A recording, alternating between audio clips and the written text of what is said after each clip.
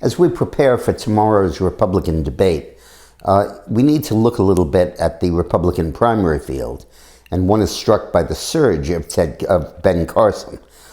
Trump is now 5 points ahead of Carson nationally, and they're both way ahead of the rest of the field.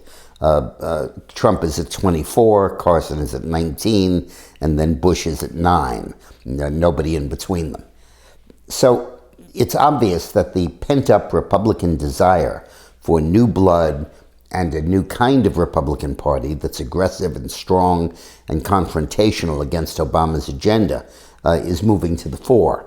And that's animating the candidacies of Trump and Carson, and to some extent Fiorini, who's still at 5 in the polls, but when she gets the exposure of this debate tomorrow, probably will move up significantly. Carson in particular is a fascinating phenomenon.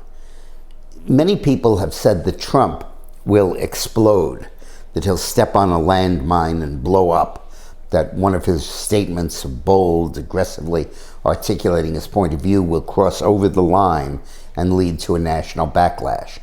I don't believe that. I think that Trump has the skill and is used to being in the public eye to go through his comments and be sure that he is targeting them appropriately.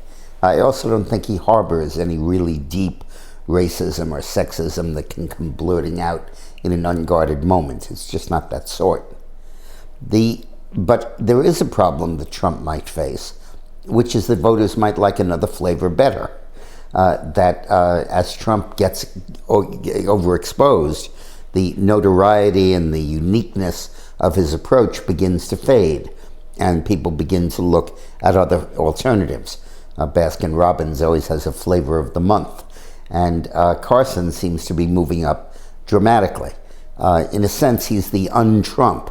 He's just as different from the ordinary politician as Trump is, but he's quiet and laid back and understated, and in a way that Trump obviously is not. They're kind of the yin and yang of the Republican field. But they're both very strong. It's a message to the Republican establishment that you better clean up your act. I don't know what the long-term staying power of those candidates is. And I think Fiorini will probably join them, and those three will emerge to be atop the Republican field. But I'm very mindful of what happened in 2012, when in June, Bachmann surged and then fell back. In July,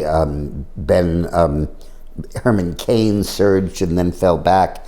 In August, Rick Perry surged, and then in September, Newt Gingrich surged. And then after they all had their moves, Romney won the nomination. And there is that concern here, and we need to watch how those candidacies evolve. So the way I'm looking at the Republican field as we go into the debate is that there are the potentially superstar, charismatic candidates atop the field, Carson and Trump. And then underneath that, you have the regular Republican candidates, Bush, Cruz, Rubio, Walker, and Huckabee.